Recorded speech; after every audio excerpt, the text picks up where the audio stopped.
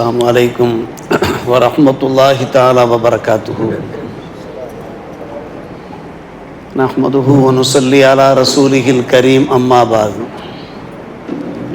ஃபக்கத் கால அல்லாஹு தஆலா ஃபீ கலாமிஹில் கதீம் வல் ஃபுர்கானில் மஜீத். அஊது பில்லாஹி மினஷ் ஷைத்தானிர் ரஜீம். பிஸ்மில்லாஹிர் ரஹ்மானிர் ரஹீம். வ அவ்ஹா ரப்புக இலன் நஹ்ல் அனித்தஹிதி மினல் ஜிபாலி புயூத்தம் வ மினஷ் ஷஜர் வ மிம்மா யஅருஷூன். ஆமன்னா பில்லாஹ் ஸதகல்லாஹு மௌலானல் அலியுல் அதீம். அல்லாஹும்ம ஸல்லி அலா சய்யிதினா முஹம்மது திப்பில் குலூபி வ தவாயிஹா வ ஆஃபியத்தில் அப்தானி வ ஷிஃபாயிஹா வ நூரில் அப்சாரி வ தியாயிஹா வ அலா ஆலிஹி வ ஸஹ்பிஹி வ ஸல்லிம். மேலான பெரியோர்களே, சகோதரர்களே, அல்லாஹ்வின் நல்லடியார்களே, அல்லாஹுடைய மகத்தான கிருபை இன்றைய தினம் நமது ஹாஃபிஸா அவர்கள் குர்ஆனிலே குர்ஆனிலே பாதியை நிறைவு செய்திருக்கிறார்கள். அருமையான பிரபல்யமான சூரத்துல் கஹ்ஃப் சூறாவை மிக சிறப்பான முறையில் நம் சமூகத்தில் ஓதி காண்பித்திருக்கிறார்கள். மீதி பாதி அல் குர்ஆன் மஜீதையும் மிக சிறப்பான முறையில் அவர்கள் நம் முன்னிலையிலே ஓதி காண்பிக்க அல்லாஹ் ரப்புல் ஆலமீன் அவர்களுக்கு நல்லருள் புரிவானாக. குர்ஆனுடைய அத்தனை வசனங்களையும் செவிமடுத்து அதனுடைய நன்மைகளையும் பரக்கத்துகளையும் பெறுகிற பாக்கியத்தை வல்ல அல்லாஹ் நம் அனைவருக்கும் தந்தருள் புரிவானாக. நேற்றைய தினம் ஹாஃபிஸா அவர்கள் சூரத்துன் நஹ்ல் தேனி சம்பந்தப்பட்ட ஒரு அருமையான சூறாவை ஓதி காண்பித்தார்கள். தேனியின் பெயராலேயே அல்லாஹ் ரப்புல் ஆலமீன் ஒரு சூறாவை இறக்கி வைத்திருக்கிறான். தேனியினுடைய அந்த சுறுசுறுப்பை, அதனுடைய உத்வேகத்தை நாம் தெரிந்து கொள்ள வேண்டும். தேனுடைய மகிமையை நாம் புரிந்து கொள்ள வேண்டும் என்பதற்காக வேண்டி குர்ஆனிலே அல்லாஹ் ரப்புல் ஆலமீன் 16வது அந்த அத்தியாயத்தில் தேனி சம்பந்தமாக சொல்லும்போது, உம்முடைய ரப்பு தேனிக்கு வஹி அறிவித்தான், உள்ளுணர்வை தந்தான். நீர் மலைகளிலேயும் மரங்களிலேயும் மக்கள் கட்டி வாழுகின்ற கட்டிடங்களிலேயும் கூடுகளை ஏற்படுத்திக்கொள், புயூத்தா வீடுகளை நீ ஏற்படுத்திக்கொள் என்று உம்முடைய ரப்பு நஹ்ல் தேனிக்கு அல்லாஹ் வஹி அறிவித்தான், ஒரு உள்ளுணர்வை உண்டாக்கினான் என்று அல்லாஹ் ரப்புல் ஆலமீன் கூறுகிறான். அருமை சகோதரர்களே, பெரியோர்களே, பார்ப்பதற்கு நமக்கு சாதாரணமாக தெரிகிறது. நம்முடைய இந்த அழகான பள்ளிவாசலில் ஒரு பகுதியில் கூட சில சமயங்களில் தேனீக்கள் தேன் கூடு கட்டுவதை நாம் பார்த்திருக்கிறோம். ஆனால் அதில் அல்லாஹ் ரப்புல் ஆலமீன் நிறைய அதிசயங்களை வைத்திருக்கிறான், விசித்திரங்களையும் வினோதங்களையும் வைத்திருக்கிறான். அதனுடைய பயன்பாட்டை நாம் தெரிந்து கொள்ள வேண்டும் என்பதற்காக வேண்டியே அல்லாஹ் ரப்புல் ஆலமீன் ஒரு வசனத்தை இறக்கி அருளியிருக்கிறான்.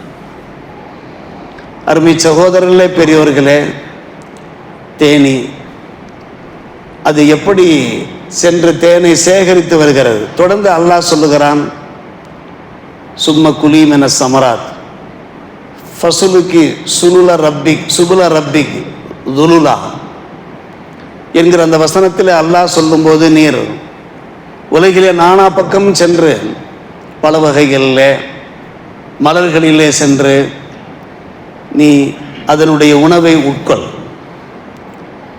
உன்னுடைய ரப்பு காண்பித்த எல்லா வழிகளிலேயும் எளிதான முறையில் துலுலா எளிதான முறையில் நீ செல்லு என்று சொல்லுகிற அல்லாஹ் தொடர்ந்து அல்லாஹ் சொல்லுகிறான், அதனுடைய வயிற்றிலிருந்து யஹ்ருஜு மின் புத்தூனிஹி ஷராபும் முக்தலிஃபுன் அல்வானுஹு, பானம் வெளியே வருகிறது. அதனுடைய கலர் பல்வேறு கலர் உடையதாக இருக்கிறது. ஃபீ ஷிஃபாஉன் லின்னாஸ், மக்களுக்கு அதில் சிறந்த நிவாரணம் இருக்கிறது. இன்ன ஃபீ தாலிக லஆயத்தன் லிகௌமி யதஃபக்கருன், சிந்திக்கின்ற மக்களுக்கு இதில் நிறைய அத்தாட்சிகள் இருக்கின்றன என்று அல்லாஹ் சொல்லுகிறான். தேனீக்கள் சென்று தேனை சேகரித்து நமக்கு ஒரு அருமருந்தாக நிவாரணப் பொருளாக வழங்குகிறதே, அதில் சிறந்த அத்தாட்சிகள் இருக்கிறதாக அல்லாஹ் சொல்லுகிறானே, நாம் ஆய்ந்து பார்க்க வேண்டும். அந்த தேனியினுடைய அந்த நடைமுறையை, அதனுடைய சுறுசுறுப்பை நாம் சிந்தனை செய்து பார்க்க வேண்டும். தேனி சேகரித்து வருகின்ற அந்த தேனியிலே அன்பான பெருமக்களே, கிட்டத்தட்ட 70 வகையான வைட்டமின் சத்துக்கள் இருப்பதாக நமக்கு எடுத்துரைத்திருக்கிறார்கள். தேன் இருக்கிறது, அது வயிற்றின் நண்பன் என்று சொல்வார்கள். வயிற்றின் நண்பன் என்று சொல்வார்கள். வயிற்றிலே என்ன உபாதை ஏற்பட்டாலும், பிரச்சனை ஏற்பட்டாலும் அதற்கு தக்க நிவாரணமாக தேன் இருக்கிறது. அதில் பல வகையான ஊட்டச்சத்துக்கள் இருக்கின்றன என்பதை இன்றைக்கு ஆராய்ச்சியாளர்கள் கண்டுபிடித்திருக்கிறார்கள். என்ன காரணம் என்று கேட்டால், அந்த தேனி என்ன செய்கிறது, சாதாரணமாக சென்று தேனை உறிஞ்சி வருவது கிடையாது. மாறாக எந்தெந்த மலர்களிலே, எந்தெந்த கனிகளிலே நல்ல உயர்ந்த பானம் இருக்கிறதோ அதைத்தான் உறிஞ்சி வரும். அல்லாஹ் ரப்பல் ஆலமீன் குர்ஆனிலே சொல்லும்போது எப்படி சொல்கிறான்? மலைகளிலே மலைத்தேன் கேள்விப்பட்டிருக்கிறோம், மரங்களிலே, மக்கள் கட்டி வாழ்கின்ற கட்டிடங்களில். நாம் அறியாத ஒரு விஷயம் அல்ல, மலைத்தேன் என்றாலே மக்கள் மிகவும் விரும்பி வாங்குவார்கள். அதிலும் குறிப்பாக மலைகளிலே மரங்கள் வளர்கின்றனவே, அதிலே இருந்து சேகரிக்கப்படுகின்ற அந்த தேன் இருக்கிறதே, அது மூலிகை மருந்தும் கலந்திருக்கும். எனவே அதிலே ஒரு சிறந்த நிவாரணமும் இருக்கும். எத்தனையோ மூலிகை வைத்தியர்களை நாம் பார்த்திருக்கலாம். அவர்கள் என்ன செய்வார்கள்? தேனை எங்கே சென்று விலை கொடுத்து வாங்கி வருவார்கள் என்றால், குற்றாலம் சென்று விலை கொடுத்து வாங்கி வருவார்கள். நம்மிடத்தில் நேரடியாக பேசியிருக்கிறார்கள். அங்கேதான் சுத்தமான தூய்மையான தேன் கிடைக்கும், மலைத்தேன் கிடைக்கும். அந்த தேனை மருந்துகளோடு கலந்து கொடுக்கிற போதுதான் நல்ல ஒரு நிவாரணம் கிடைக்கும். அன்பு சகோதரர்களே, மருந்துகளோடு அந்த தேன் கலக்கிற போது ஜீரண சக்தி அதிலே கிடைக்கிறது. மருந்துகளோடு கலந்த அந்த தேன் நம்முடைய உடம்பிலே உள்ளே நுழைகிற போது நம்முடைய இரத்த நாளங்களிலே சென்று சேர்ந்து அது ஒரு ஜீரண சக்தியை உண்டாக்குகிறது. நம்முடைய உடம்பிலே உள்ள அந்த நோய்களை அது சுகப்படுத்தி விடுகிறது என்று இன்றைக்கு ஆராய்ச்சியாளர்கள் எடுத்துரைத்திருக்கிறார்கள். எதற்காக அல்லாஹ் ரப்புல் ஆலமீன் தேனியின் பேரில் ஒரு சூறாவை இறக்க வேண்டும்? அந்த தேனை பற்றி அல்லாஹ் எடுத்துரைக்க வேண்டும் என்றால் அதனுடைய மகிமையை நாம் தெரிந்து கொள்ள வேண்டும் என்பதற்காக நாமும் ஆராய்ச்சி செய்ய வேண்டும். குர்ஆனிலே அல்லாஹ் பல்வேறுபட்ட விஞ்ஞான கருத்துக்களை எடுத்து சொல்லியிருக்கிறானே, அதை நாமும் ஆராய்ச்சி செய்து குர்ஆனுடைய அருமை பெருமையை நாம் விளங்கி மக்களுக்கு எடுத்துவத வேண்டும் என்பதற்காக வேண்டி. பெருமானார் ரசூலே கரீம் ஸல்லல்லாஹு அலைஹி வஸல்லம் காலகட்டத்தில் ஒரு அன்பு நண்பர் பெருமானாரிடத்தில் வந்து சொல்லுகிறார், யா ரசூலல்லாஹ், என்னுடைய சகோதரர் வயிற்றுப்போக்கினால் சிரமப்படுகிறார், அவதிப்படுகிறார். இஸ்கியா சலா, அவருக்கு நீ தேனை புகட்டு என்றார்கள் பெருமானார் ரசூலே கரீம் ஸல்லல்லாஹு அலைஹி வஸல்லம். அவர் சென்றார், தம்முடைய சகோதரருக்கு தேனை புகட்டினார், திரும்ப வந்தார், சொன்னார், யா ரசூலல்லாஹ், தேனை புகட்டினேன், வயிற்றுப்போக்கு அதிகமாகிவிட்டது என்று சொன்னார். மா ஜாதஹு இல்லா இஸ்தித்ராகா என்றார். மறுபடியும் சென்று நீ தேனை புகட்டு என்றார்கள். இரண்டாவது முறையாகவும் சென்று அவர் தேனை புகட்டினார். வந்தார், மறுபடியும் சொன்னார், இன்னும் அதிகமாகிவிட்டது யா ரசூலல்லாஹ் வயிற்றுப்போக்கு. அல்லாஹ் பொய் சொல்ல மாட்டான். உன்னுடைய சகோதரருடைய வயிறு தான் பொய் சொல்லி கொண்டிருக்கிறது. அல்லாஹ் ஒருபோதும் பொய் சொல்ல மாட்டான். காரணம் ஃபீஹி ஷிஃபாஉன் லின்னாஸ் என்று அல்லாஹ் சொல்லிவிட்டான். மறுபடியும் செல், தேனை புகட்டு என்று சொன்னார்கள். சென்றார், தேனை புகட்டினார், ஊட்டினார், வயிற்றுப்போக்கு சரியாகிவிட்டது.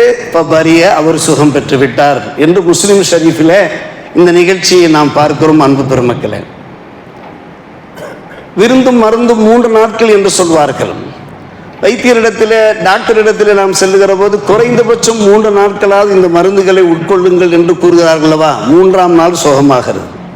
விருந்தும் மருந்தும் 3 நாட்கள் என்று சொல்வார்கள் அல்லவா. எதனால் இந்த நண்பருக்கு எடுத்த மாத்திரத்தில் அந்த தேன் சுகத்தை தரவில்லை, நலத்தை தரவில்லை என்றால், மனிதனுடைய இந்த இரைப்பை இருக்கிறத அதில் தாதுக்கள் சென்று சேருகின்றன, சில கழிவுகள் சென்று சேருகின்றன. அது மெல்லியதாக இருக்கும். அது அந்த தோலை சென்று அப்பிக்கொண்டிருக்கும். இந்த தேன் என்ன செய்யும் என்றால், அந்த கழிவுகளை கொஞ்சம் கொஞ்சமாக வெளியாக்கி கொண்டிருக்கும். வெளியாக்குவதற்கு சில சமயங்களில் 1 நாள் ஆகலாம், 2 நாள் ஆகலாம், 3 நாளும் ஆகலாம். அந்த நண்பரை பொறுத்தவரை அவருடைய அந்த இரைப்பையிலே உள்ள அந்த மெல்லிய தோலிலே கொஞ்சம் கொஞ்சமாக அந்த தேன் அந்த தாதுக்களை, அந்த கழிவுகளை வெளியாக்கி கொண்டிருக்கிறது. அவர் சாப்பிடுகின்ற அந்த உணவை சுத்தப்படுத்தி கொண்டிருக்கிறது, இரைப்பையையும் சுத்தப்படுத்தி கொண்டிருக்கிறது. எனவேதான் வெந்நீர் கலந்து நீங்கள் தேனை சாப்பிடுங்கள் என்று சொல்லுவார்கள். டாக்டர்கள் சொல்லுவார்கள், வெந்நீர் கலந்து நீங்கள் தேனை சாப்பிடுங்கள் என்று சொல்லுவார்கள். என்ன காரணம் என்று கேட்டால், தேன் இல்லாத வீடு வீண் என்பார்கள். ஒவ்வொரு வீட்டிலுமே தேன் இருக்க வேண்டும். எத்தனை பிரச்சனைகள் ஆனாலும் சரி, தொண்டை பிரச்சனை, வயிற்று பிரச்சனை, சில சூரணங்கள், அந்த சூரணங்களில் சுத்தமான தேனை கலந்து, கைகண்ட பலன் கண்ட அந்த தேனை கலந்து நாம் சாப்பிடுகிற போது குர்ஆனுடைய அந்த வாக்கு அப்படிக்கு அப்படியே நிறைவேறும். அருமை சகோதரர்களே, குர்ஆனிலே எண்ணற்ற விஞ்ஞான கருத்துக்கள் இருக்கின்றன. மாபெரும் விற்பனர்கள் எல்லாம், ஆயிரக்கணக்கான பண்டிதமார்கள் எல்லாம் அந்த குர்ஆனை ஆராய்ச்சி செய்து அந்த விஞ்ஞானங்களை வெளியே கொண்டு வந்திருக்கிறார்கள். குர்ஆன் இருக்கிறதே ஒரு அறிவு கருவூலமாக இருக்கிறது. அதில் இருக்கக்கூடிய அந்த விஞ்ஞான கருத்துக்களை அனுபவபூர்வமாகவும் வெளிப்படுத்தியிருக்கிறார்கள். அன்பு சகோதரர்களே, அதிலே ஒரு வகைதான் இந்த தேன். இன்னும் எத்தனை விஷயங்கள் இருக்கிறது. இன்றைக்கு உலகம் பூராவும் அன்பான பெருமக்களே 12 லட்சத்துக்கும் மேற்பட்ட பிள்ளைகள் இறக்கிறார்கள் என்று ஒரு புள்ளி விவரம் கூறுகிறது. ஆண்டுக்கு ஒரு முறை என்றே வைத்துக் கொள்வோமே, 12 லட்சம் பிள்ளைகள் மரணிக்காமல் இருக்க வேண்டும் என்றால், இன்றைக்கு விஞ்ஞான ஆராய்ச்சி என்ன சொல்லுகிறது? உங்களுடைய பிள்ளைகளுக்கு நீங்கள் தாய்ப்பால் ஊட்டுங்கள், அதிகபட்சம் 2 ஆண்டுகளாவது நீங்கள் ஊட்டுங்கள். உங்களுடைய பிள்ளைகள் நலமாக இருப்பார்கள், திடகாத்திரமாக இருப்பார்கள், உடல் வலிமையோடு இருப்பார்கள் என்று ஆராய்ச்சியாளர்கள் இப்போது எடுத்துரைத்துக் கொண்டிருக்கிறார்கள். இது குர்ஆனிலே சூரா பக்ராவிலே 2ஆம் அத்தியாயத்திலே 233ஆம் வசனமாக பதிவாயிருக்கிறது. வல்வாலிதாத்து யுர்திஉன அவுலாதஹுன்ன ஹவுலைனி காமிலைன். தாய்மார்கள் தங்களுடைய பிள்ளைகளுக்கு 2 ஆண்டுகளாவது பால் குடிப்பாட்டட்டும் என்று.